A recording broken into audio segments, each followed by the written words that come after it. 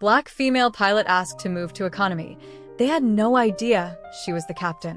The morning sun hadn't quite peeked over the horizon when Captain Naomi Blake's alarm went off at 4:30 a.m. She'd done this routine hundreds of times before, but somehow the early morning start never got easier. Still, she loved her job enough to make the sacrifice worth it. Rolling out of bed, she headed straight for the coffee maker she'd prepared the night before. While the coffee brewed, Naomi stood in front of her closet, looking at her crisp captain's uniform. The 4 stripes on the shoulders still made her smile, even after 3 years as captain. She remembered the day she earned them, how her mom had cried at the ceremony, and how her dad had tried to hide his tears, but failed miserably. Getting dressed was a ritual she never rushed. Each button done carefully, tie perfectly straight, hat positioned just right. Her natural hair was pulled back in a neat bun, regulation perfect as always. Some of her colleagues could throw their uniforms on in 5 minutes flat, but Naomi had learned early on that she had to be perfect. As one of the few black female captains for major airlines, she knew people noticed everything about her appearance. The drive to the airport was quiet, just how she liked it. The roads were nearly empty, and she used the time to mentally prepare for the day ahead. Atlanta route today, a busy one, but one of her favorites. The familiar sight of the airport terminal came into view, its lights glowing against the pre-dawn sky. Walking through the employee entrance, Naomi nodded to the security guard, Tom, who'd been working there since before she started as a first officer. "Morning, Captain Blake," he called out cheerfully. "Atlanta today?" "You got it, Tom. Keep an eye on things down here for me?" "Always do, Captain. Have a good flight." The terminal was starting to wake up as she made her way through it, rolling her flight case behind her. Early morning travelers dozed in chairs or stood in line for coffee, most of them barely awake enough to notice her passing by. But some did. They always did. She caught the double takes, the slight widening of eyes, the nudges between traveling companions. After 15 years in aviation, she'd developed a sixth sense for it. A group of young girls, probably middle school age, whispered excitedly as she passed. One of them, braver than the rest, called out, "Excuse me, are you really the pilot?" Naomi stopped and turned, giving them her warmest smile. "Sure am. Captain Blake," she said, extending her hand to the girl who'd spoken. The girl's eyes lit up as she shook it. "That's so cool. I didn't know girls could be pilots." "Not only can we be pilots, we can be pretty good ones too," Naomi winked. "Any of you interested in flying?" 2 of the girls raised their hands shyly. "Well, study hard in math and science, and maybe I'll see you in the cockpit someday." She gave them a small wave as she continued on her way, remembering her own childhood dreams of flying. Those brief interactions, though they slowed her down a bit, were one of her favorite parts of the job. Reaching the gate, Naomi spotted her co-pilot for the day, Alan Thompson, already going through the preliminary checklist. She'd flown with him a few times before. He was good at his job, if a bit quiet. Some co-pilots chatted her ear off during flights, but Alan preferred to keep things professional and focused. She respected that. "Morning, Alan," she said, setting her flight case down and pulling out her iPad with the day's flight plans. "Captain," he nodded, barely looking up from his checklist. "Weather looks good all the way to Atlanta. Might hit some turbulence over the Appalachians, but nothing major." They fell into their pre-flight routine with practiced ease. Naomi had always believed that a good flight started with thorough preparation, and she took her time reviewing each system, each reading, each detail of the flight plan. The rest of the crew began to arrive, flight attendants checking the cabin, ground crew loading luggage, gate agents preparing for boarding. Sandra, the lead flight attendant, stuck her head into the cockpit. "Morning, Captain Blake. Coffee's brewing in the galley if you need a refill." "You're an angel, Sandra," Naomi smiled. She'd worked with Sandra several times, and the woman always seemed to know exactly when Naomi needed a caffeine boost. As the boarding time approached, Naomi decided to do her usual walkthrough of the cabin. It wasn't strictly necessary. The flight attendants were more than capable of handling the cabin prep, but she believed in being visible to both crew and passengers. In all her years of flying, She'd noticed how a captain's presence could calm nervous flyers and set a professional tone for the whole flight. The familiar smell of fresh coffee and cleaning supplies filled the cabin as she walked its length. She checked the emergency exits out of habit, though she knew they'd already been inspected. A maintenance worker was finishing up some paperwork in the galley, and they exchanged quick greetings. At the back of the plane, she paused to help a flight attendant who was struggling to close an overhead bin. "These new bins can be tricky," she said, showing him the right angle to push it. "They're designed to hold more, but the latch is sensitive." "Thanks, Captain," the young man said, looking relieved. "First week on the job, still learning all the little tricks." "We all started somewhere," she assured him. "You'll get the hang of it." Making her way back up the aisle, Naomi remembered her own first days in aviation. The endless studying, the hours in simulators, the small regional flights where she'd earned her stripes. It hadn't been an easy journey, but every step had been worth it. The gate agent's voice came over the PA system, announcing pre-boarding for passengers needing extra assistance. Naomi quickened her pace, wanting to be back in the cockpit before the main boarding began. She liked to be at her station, visible through the open cockpit door, as passengers came aboard. It was another small thing that she felt made a difference, letting people see their captain at work, building their confidence in the flight. Alan was running through the communication systems check when she returned.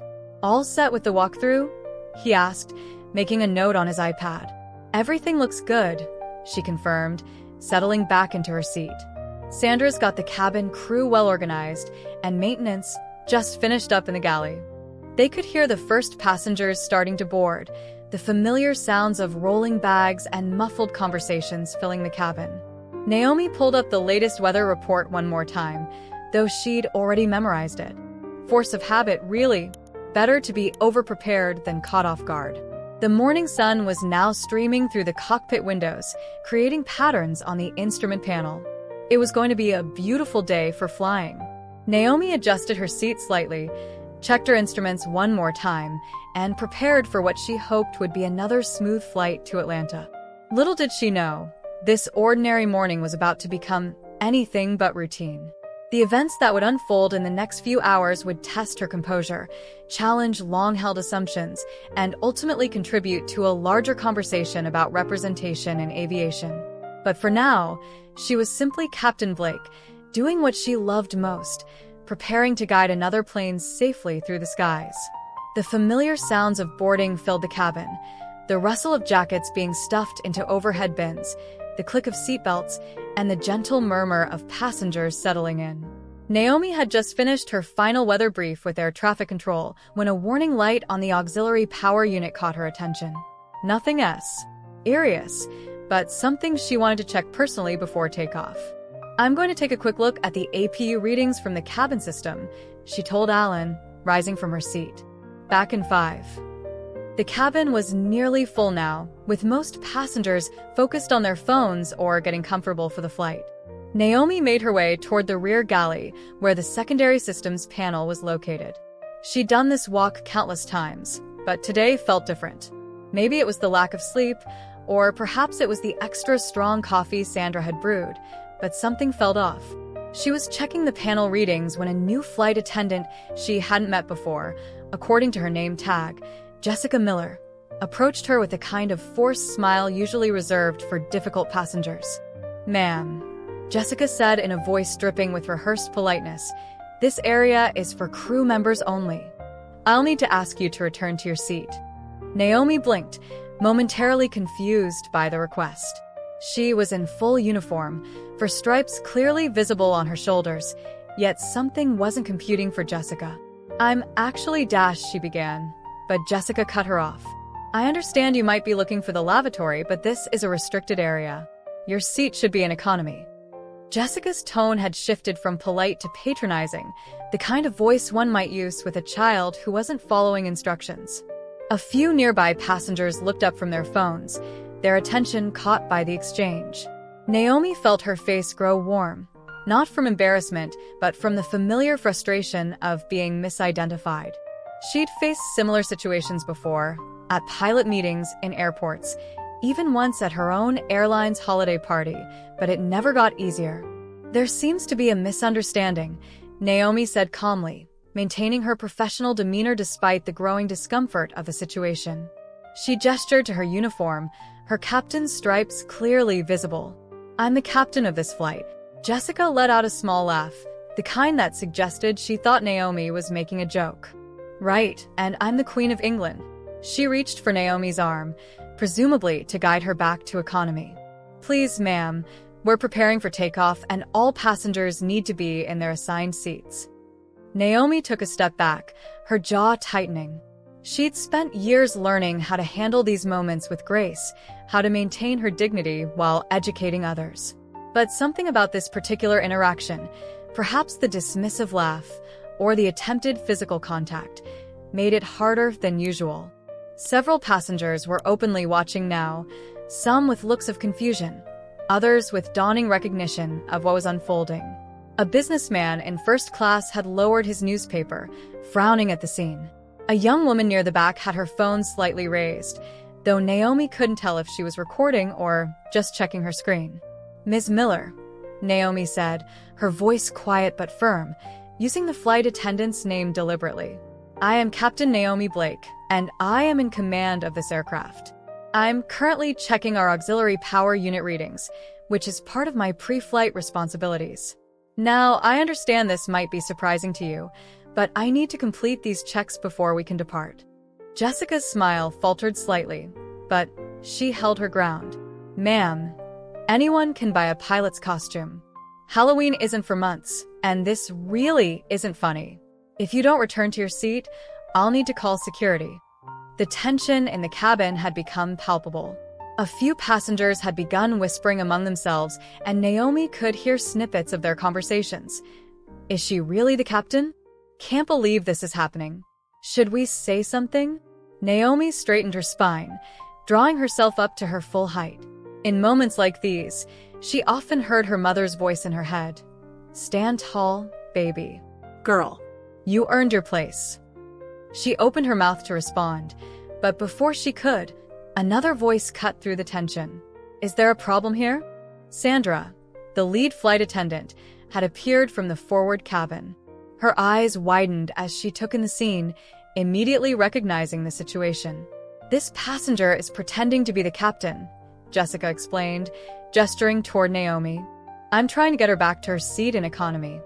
Sandra's face went through a rapid series of expressions: surprise, horror, embarrassment. "Jessica," she said quietly, "this is Captain Blake. She is our captain for this flight." Jessica's face drained of color. Her mouth opened and closed several times, but no words came out. The phone-wielding passenger in the back wasn't even trying to hide her recording anymore. "I was just checking the APU readings," Naomi said, keeping her voice steady and professional. "Everything looks normal. I'll be heading back to the cockpit now." She turned to Jessica, whose face had gone from pale to bright red. "We can discuss this later. Right now, we need to focus on getting these passengers to Atlanta safely." As Naomi made her way back through the cabin, she could feel every eye on her. Some passengers looked embarrassed on her behalf, others angry at the situation they'd witnessed. A few nodded respectfully as she passed, one woman even giving her a subtle thumbs up. The walk back to the cockpit felt longer than usual. Naomi's mind was already racing ahead to the conversations this would spark, with the crew, with airline management, with her family when she told them about it later. She'd have to file a report, of course. The airline's diversity training clearly needed some updating. But right now, she had a plane to fly. Years of experience had taught her how to compartmentalize, how to push aside personal matters and focus on the task at hand.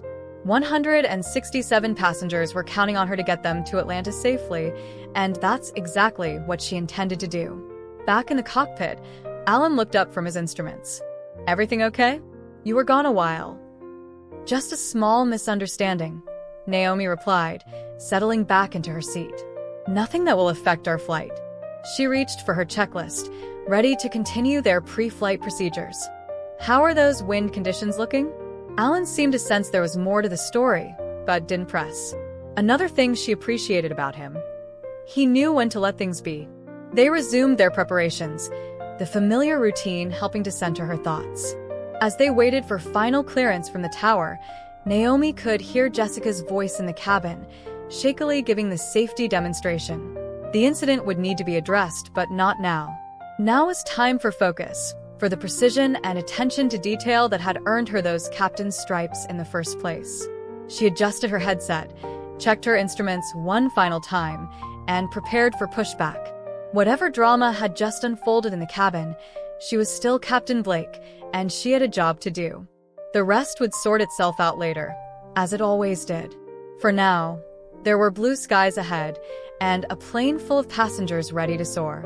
The tension from the earlier confrontation still hung in the air as Alan stepped out of the cockpit to use the lavatory. He'd picked up on Naomi's mood during their pre-flight checks, but hadn't pushed for details. Now, walking through the forward cabin, he overheard snippets of whispered conversations that filled in the blanks.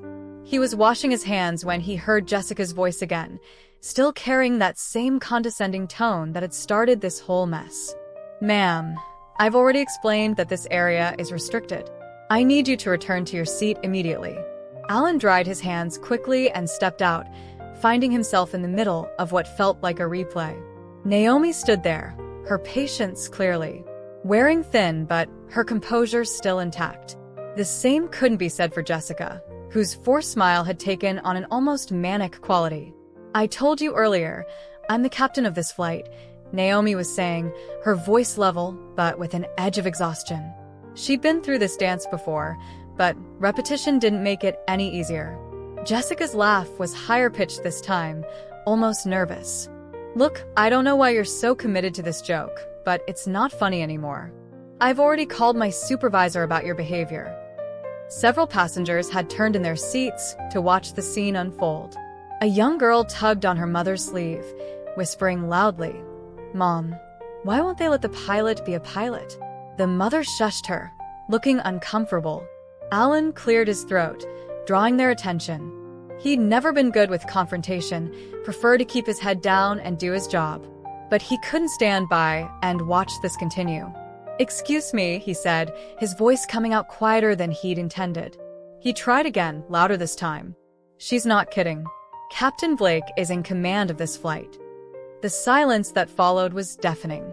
Jessica's face went through a remarkable transformation: confusion, disbelief, and finally, horrified realization. Her mouth opened and closed several times before any words came out. "Oh my God," she whispered, her face flushing deep red. "Oh my God, I'm so sorry. I just assumed." "You assumed," Naomi repeated quietly, letting the words hang in the air. She didn't need to finish the sentence. Everyone knew what had been assumed and why. Sandra appeared then, having heard the commotion. One look at the scene told her everything she needed to know. "Jessica, we need you in the galley," she said firmly, providing an escape route. Jessica practically ran to take it, leaving a wake of awkward tension behind her. The passengers who had been watching started to turn away, though their whispers grew louder. A woman in first class was typing furiously on her phone, while another had her camera pointed not so subtly in Naomi's direction. This wasn't just going to be an internal airline incident anymore. Social media would make sure of that. Alan shifted uncomfortably, feeling somehow responsible even though he hadn't been involved in the initial confrontation. "Captain, he started, but Naomi held up a hand to stop him. "Thank you for speaking up, Alan," she said, her voice professional but tired. "But right now, I'd rather focus on getting our passengers to Atlanta safely than discuss this misunderstanding." As they walked back to the cockpit, Alan noticed how Naomi's steps were just a bit more deliberate than usual, her shoulders just a bit more squared. He'd worked with her several times before, but had never really thought about what it must be like to constantly have your authority questioned, to always have to prove you belonged. In the cockpit, they settled back into their routine, but the atmosphere had shifted. The easy professional rhythm they'd established earlier felt strained now. Alan kept glancing at Naomi, wanting to say something, but not knowing what. Through the closed cockpit door, they could hear the muffled sounds of the cabin crew preparing for departure. Jessica's voice was noticeably absent from the safety demonstration, replaced by Sandra's steady tones. "Weather still looking good?"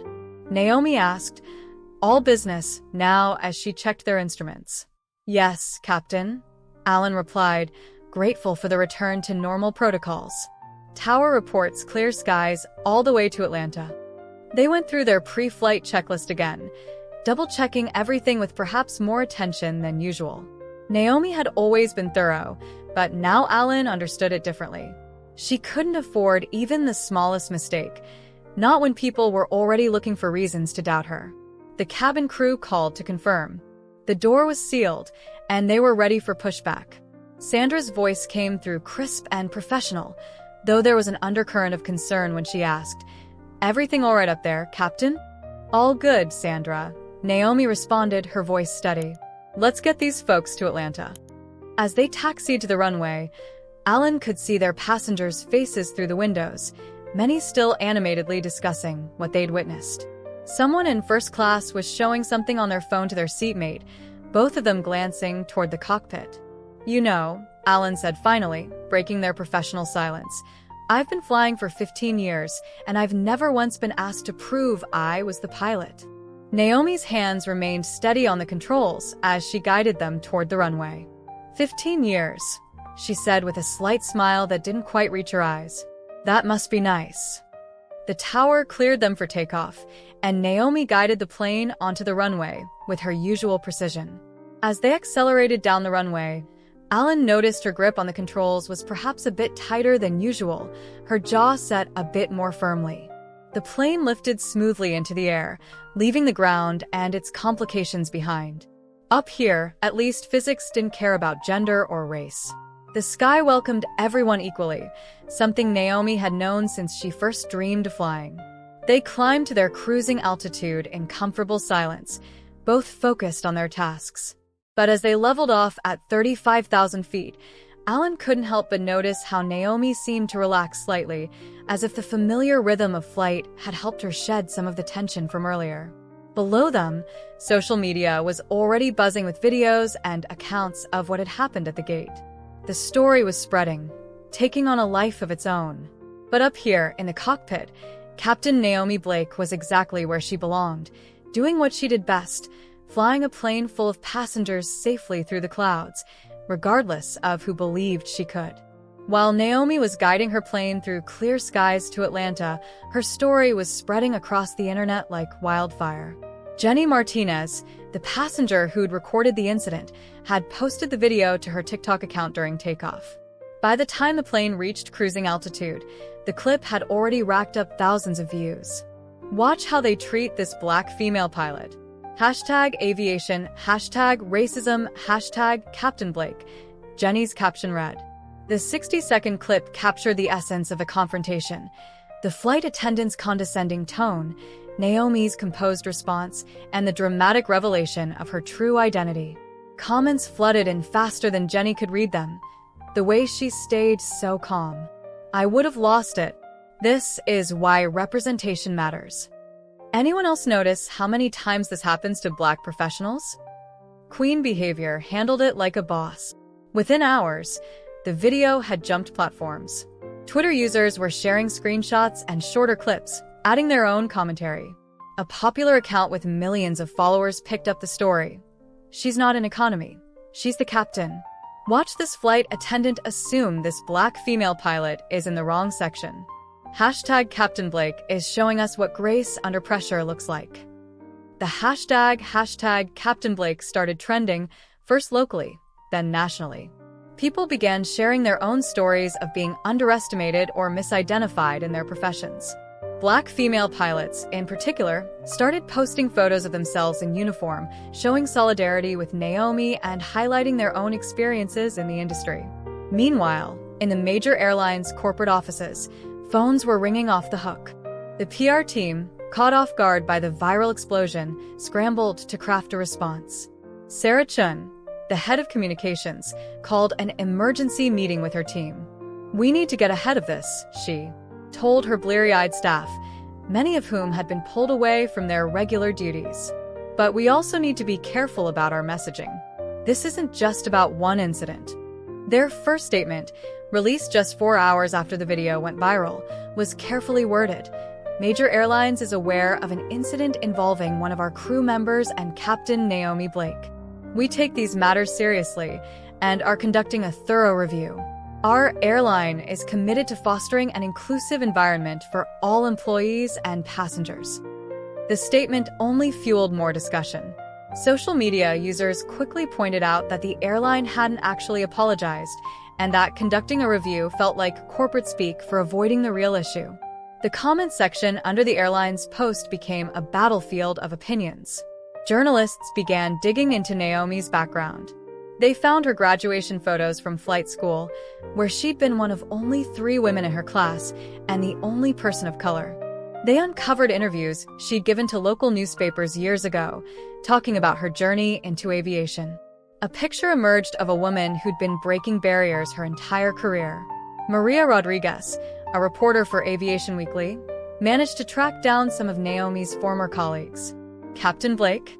She's one of the best pilots I've ever worked with, said retired Captain James Wilson. But I've seen how people treat her differently. It's not right, but she never lets it affect her performance. Always professional, always focused on safety first. The story caught the attention of major news networks. Headlines appeared on news websites. Viral video sparks conversation about diversity in aviation. Black female pilots experience highlights ongoing industry challenges. #CaptainBlake. How one incident exposed aviation's diversity problem. Social media influencers with large platforms began sharing statistics about diversity in aviation. How less than 1% of airline pilots were Black women. How representation had barely improved over the past decade. Infographics circulated showing the demographic breakdown of commercial pilots, highlighting the stark disparities. While the internet was exploding with her story, Naomi remained focused on her job, unaware of the growing storm. During her layover in Atlanta, her phone buzzed constantly with notifications, but she followed her usual routine, checking into her hotel, reviewing weather reports for the return flight, and trying to get some rest. It wasn't until she opened her messages that evening that she realized the scale of what was happening. Her sister had sent her a link to the viral video, followed by a dozen question marks. Her mom had left 3 voicemails, each one more concerned than the last. Even her old flight instructor had texted. Saw the video. You handled that exactly like I taught you, with grace and professionalism. Major Airlines' PR team was working overtime, trying to control the narrative. They released a second statement, this one more direct. We acknowledge that the incident involving Captain Blake reflects broader issues within aviation. We are taking immediate steps to enhance our diversity training and review our policies. Captain Blake exemplifies the professionalism and expertise we value in our pilots. The flight attendant, Jessica Miller, had become the subject of intense online scrutiny. Some called for her firing, while others defended her, arguing that she was a product of systemic biases rather than individually racist. Jessica herself made a brief statement through the airline's HR department, expressing deep remorse and asking for privacy. Aviation industry forums lit up with discussions about implicit bias and representation. Pilot associations released statements of support for Captain Blake. The Airline Pilots Association announced plans to launch a mentorship program for underrepresented groups in aviation. Educational organizations seized the moment to highlight their programs for aspiring pilots from diverse backgrounds. Flight schools reported increased inquiries from young women of color interested in aviation careers. The hashtag Future Pilot started trending alongside hashtag Captain Blake, with parents posting photos of their daughters in pilot costumes or sitting in cockpit simulators. Corporate brands tried to join the conversation, with varying degrees of success. An airline manufacturer tweeted, "The sky's the limit for everyone."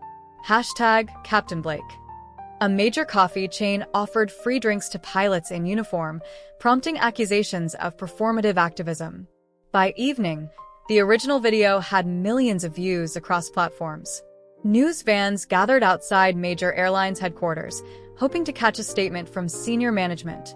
Aviation blogs published think pieces about systemic racism in the industry. Twitter threads analyzing every moment of the video went viral in their own right. Lost in the social media storm was Naomi herself, who was simply trying to do her job.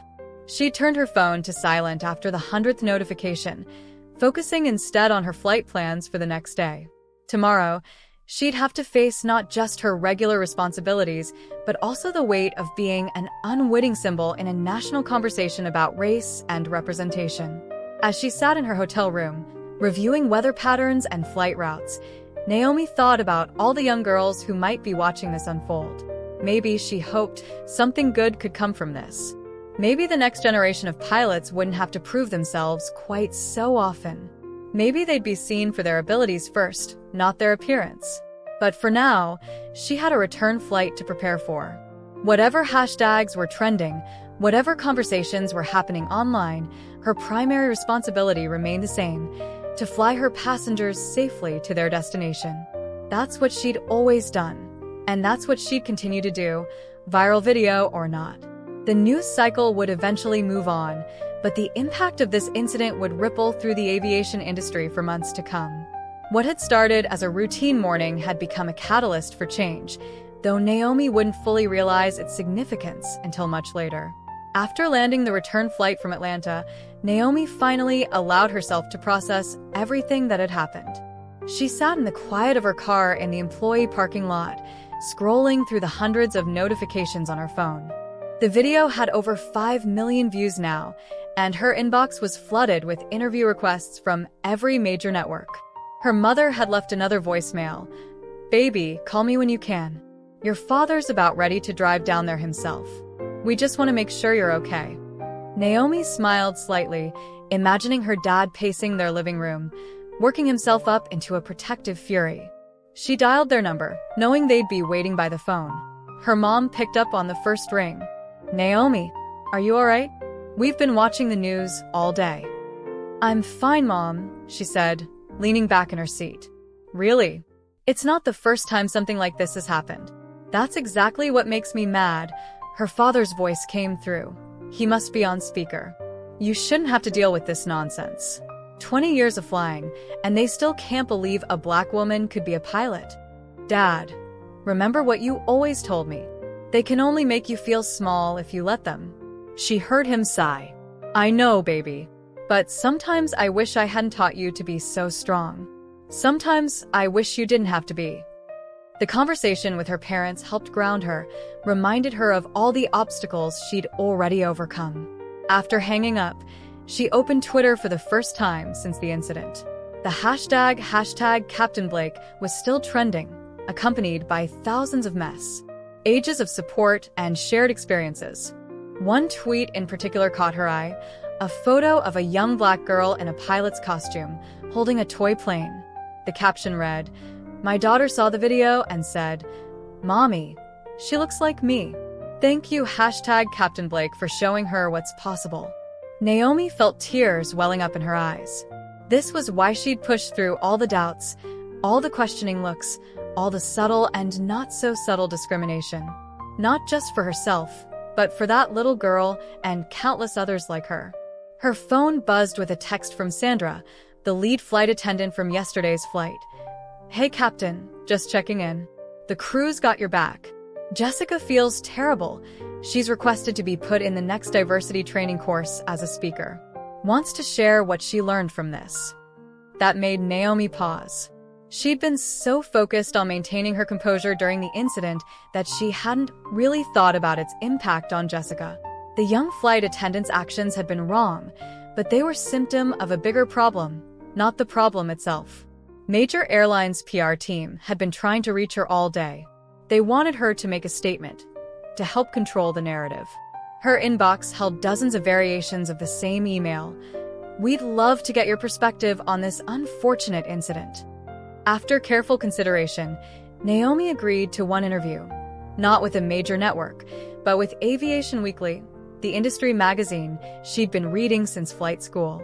The reporter, Maria Rodriguez, had a reputation for thoughtful coverage of aviation issues. They met in a quiet coffee shop near the airport. Maria noticed how Naomi chose a seat with her back to the wall, where fewer people could stare. Even in civilian clothes, she carried herself with the same careful dignity she showed in uniform. I want to talk about more than just that video, Naomi began, stirring her coffee. This isn't about one incident or one person. It's about patterns that have existed in aviation since I started flying. She told Maria about her first solo flight, how the ground crew had asked 3 times if she was sure she was supposed to be in the cockpit, about the passenger who demanded to see her credentials, insisting that his anxiety wasn't about race, but about experience, about the countless times she'd been mistaken for a flight attendant, a gate agent, or even a cleaner. But here's what people don't see, she continued, leaning forward. They don't see the little victories. The young girls who light up when they spot me in the terminal. The parents who make a point of telling their children, "Look, the captain is a woman." The first officers who tell me they requested to fly with me because they heard I was a good teacher. Maria's pen moved quickly across her notepad. How do you handle it? The constant need to prove yourself? Naomi was quiet for a moment, considering. I remember something my flight instructor told me. He said, "The sky doesn't care what you look like.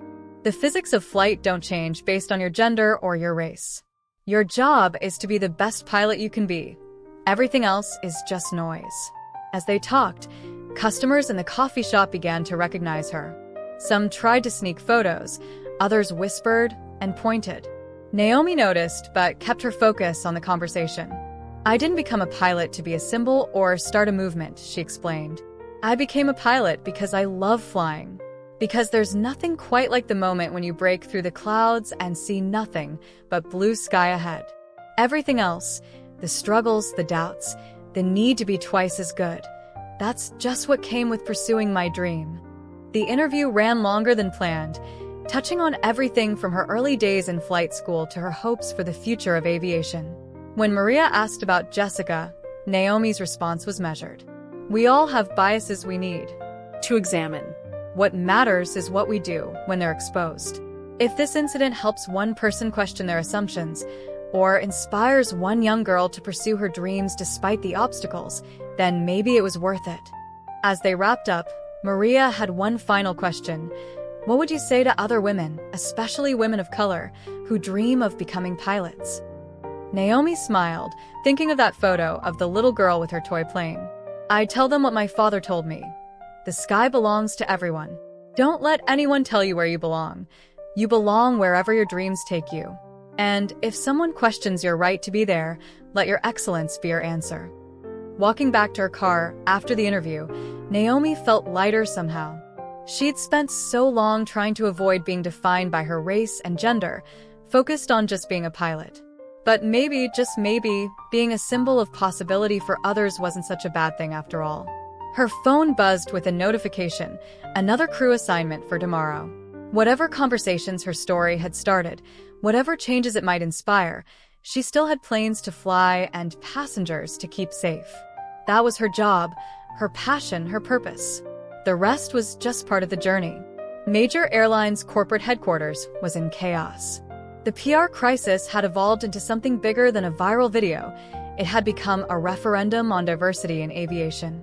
Sarah Chun, the head of communications, had barely slept in 3 days, coordinating responses between various departments and trying to manage the public fallout. The CEO, Michael Richardson, called an emergency board meeting. The usually pristine conference room was cluttered with coffee cups and takeout containers, evidence of the long hours the executive team had been pulling. Printouts of social media responses and news coverage covered one wall, while diversity statistics for the airline industry filled another. This isn't just about damage control anymore, Richardson said, looking around the room. We need to turn this into an opportunity for real change. The head of human resources, David Martinez, pulled up a PowerPoint presentation. Our current diversity numbers aren't great, he admitted. Out of our 4,000 pilots, only 6% are women. Less than 1% are Black women. We've been talking about improving these numbers for years, but now we're being forced to act. The meeting ran for hours as they hammered out new initiatives. Training programs would be overhauled. Recruitment practices would be reviewed. Partnerships with flight schools serving underrepresented communities would be expanded. But they knew none of it would matter if it came across as mere PR spin. Meanwhile, Jessica Miller, The flight attendant from the video sat nervously in HR's office. She'd spent days agonizing over her actions, watching herself go viral for all the wrong reasons. Now, she was making a surprising request. "I want to help fix this," she told Martinez. "Not just with an apology, but with action. Let me be part of the solution. I can share my experience, help others recognize their own biases before they make the same mistakes I did." Her proposal was unexpected but sincere. Instead of hiding from her mistake, she wanted to turn it into a teaching moment. The HR team exchanged glances. This could either be brilliant or backfire spectacularly. Across town, Naomi was meeting with her union representative, Tom Hansen. The pilots' union had been flooded with calls from members sharing similar experiences. "This isn't just about you anymore, Naomi," Tom explained. "You've opened up a conversation that's been needed for a long time." The union was drafting its own proposals for the airline. They wanted clear protocols for reporting discrimination, mandatory diversity training for all staff, and more support for pilots from underrepresented groups. They'd even started discussing the creation of a mentorship program. Back at headquarters, the marketing team was working on a new campaign. They'd pulled old promotional materials, shocked to realize how few of their ads featured women or people of color in the cockpit. "We need to show the future we want to create," the creative director argued. "Not just talk about it." The airline's response came in waves. First, a comprehensive video statement from the CEO, acknowledging past shortcomings and outlining concrete steps for change. Then, a series of policy announcements that went far beyond the usual corporate damage control. They announced a scholarship program for aspiring pilots from underrepresented groups, partnering with flight schools across the country. The initiative would cover not just tuition, but living expenses, addressing a major barrier for many candidates. The diversity training program was completely revamped. Instead of the usual online modules, they brought in experts to conduct in-person sessions.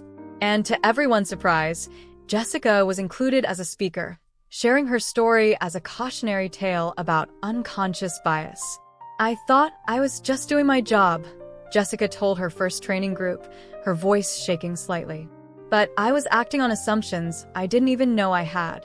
I looked at Captain Blake and saw what I expected to see, not who she actually was." The airline's efforts caught the attention of the industry. Other carriers began announcing their own initiatives, not wanting to be left behind. The FAA launched a task force to study diversity in aviation, with Naomi invited to serve as a consultant. But not everyone was happy with the changes. Some employees grumbled about reverse discrimination and lowered standards. Others complained that the airline was overreacting to one incident. The HR department dealt with a flood of both supportive and angry emails. Naomi watched it all unfold with mixed feelings. During a follow-up meeting with airline executives, she spoke candidly. "These programs are great, but they won't matter if we don't change the culture. Every new pilot needs to know they'll be judged by their skills, not their appearance." The airline took her words to heart. They began featuring diverse crews in their advertising, not as tokens, but as the new normal. They revised their uniform policies to be more inclusive of different hair textures and religious headwear.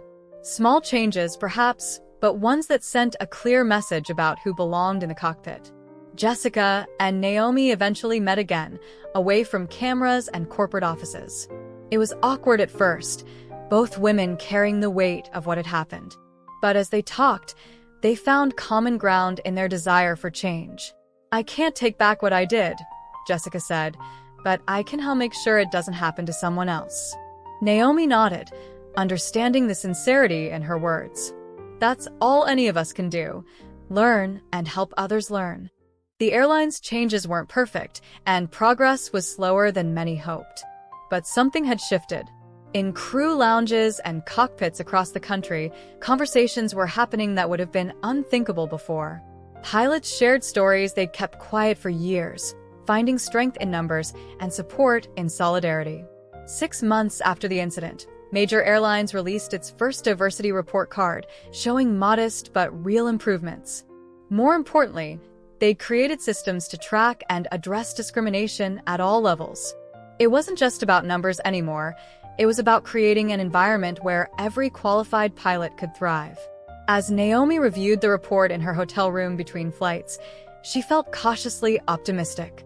Change was happening, not as quickly as some wanted, but more thoroughly than many expected. Her viral moment had become a catalyst, but the real work was being done in countless small interactions every day as people learned to see beyond their assumptions and recognize talent in its forms. On a bright Tuesday morning, Naomi stood before a classroom of wide-eyed middle school students. The walls were decorated with paper airplanes and crude drawings of jets, and 30 young faces stared up at her with a mixture of awe and curiosity. This wasn't her usual cockpit, but somehow it felt just as important. "Who wants to be a pilot?" she asked. A few hands shot up immediately, mostly boys. She noticed a girl in the back, her hand half raised, uncertain. It reminded Naomi of herself at that age, passionate but unsure if her dreams were allowed. "You know, when I was your age, I thought pilots all looked like the ones I saw in movies," Naomi continued, moving through the classroom. "Tall white men with perfect hair and bright smiles.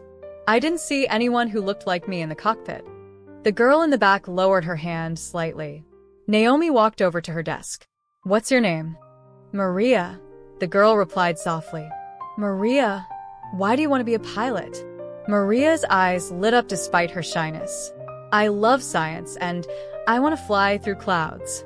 My mom says it's too hard, though." "Too hard?" Naomi smiled. "Let me tell you something about too hard. When I started flight school, some people told me it was too hard. When I applied for my first airline job, they said it was too hard. But you know what? The sky doesn't care who you are. Physics doesn't care what you look like. All that matters is here." She tapped her head, and here, she touched her heart. More hands went up around the room. The questions came rapid fire. "How fast does your plane go? Have you ever been scared? Do you get to sleep in different countries? Is it true what happened in that video?" Naomi answered each question honestly, not sugarcoating the challenges, but emphasizing the rewards. She explained the basics of flight, drew diagrams on the whiteboard, and shared stories from her years in the air. But most importantly, she made sure every student, especially the girls and children of color, knew that the sky was open to them too. During the break, Maria approached her desk, clutching a notebook. "Captain Blake, I've been doing math problems about planes. My teacher says I'm good at calculations." Naomi looked at the girl's careful notes: speed, distance, fuel consumption. The numbers were rough, but the thinking was solid. "These are exactly the kinds of calculations pilots need to do," she encouraged. "Keep practicing. Maybe one day we'll share a cockpit." The smile that spread across Maria's face made all the viral drama worth it. This was why Naomi had agreed to speak at schools, why she'd turned her unexpected fame into a platform for change. Every doubtful girl who found her confidence, every minority student who dared to dream bigger. These were the real victories. After the school visit, Naomi's calendar filled up with similar requests. She partnered with organizations promoting STEM education for girls, spoke at aviation clubs, and mentored young pilots, starting their careers. Between flights, she found time to visit community centers in underserved neighborhoods, showing kids that their dreams had no limits. One Saturday, she organized a special tour of her plane for a group of Girl Scouts earning their aviation badges. The girls climbed into the cockpit one by one, eyes wide as they touched the controls and tried on her captain's hat. "My brother says girls can't be pilots," one scout declared, adjusting the hat that was too big for her head. "Really?" Naomi replied, pointing to her 4 stripes. "Then who's been flying this plane?"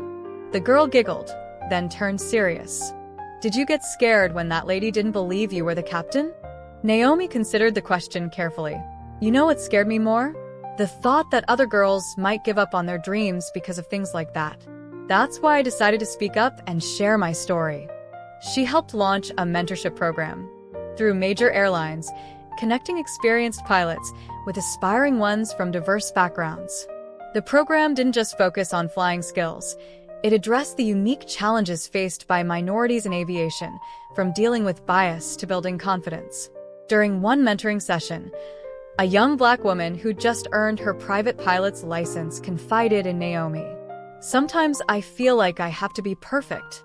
Like one mistake will confirm everyone's doubts about whether I belong here. I know that feeling, Naomi responded. But remember, every pilot makes mistakes. That's how we learn. The key is to not let other people's doubts become your own. The impact of her work began to show in subtle ways. More diverse faces appeared in aviation magazines. Flight schools reported increased enrollment from minority students. Airlines updated their recruiting materials to showcase a wider range of pilots. At a career fair in Atlanta, Naomi spotted a familiar face, Maria, the girl from the middle school class, now in high school. She was clutching a flight school brochure and beaming. "Captain Blake, I'm taking physics now, and I joined the aviation club at school. There are 3 other girls in it." Naomi felt a surge of pride. This was how change happened. One dream at a time, one barrier broken, one mind open to new possibilities. Later that week, flying through a sunset at 35,000 feet, Naomi thought about all the young people she'd met, all the dreams she'd helped nurture. The viral video that had started it all was old news now, but its ripples continued to spread. She remembered something her father had told her when she was starting flight school.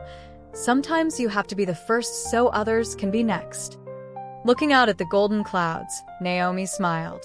She wasn't just flying a plane anymore, she was helping others learn to soar.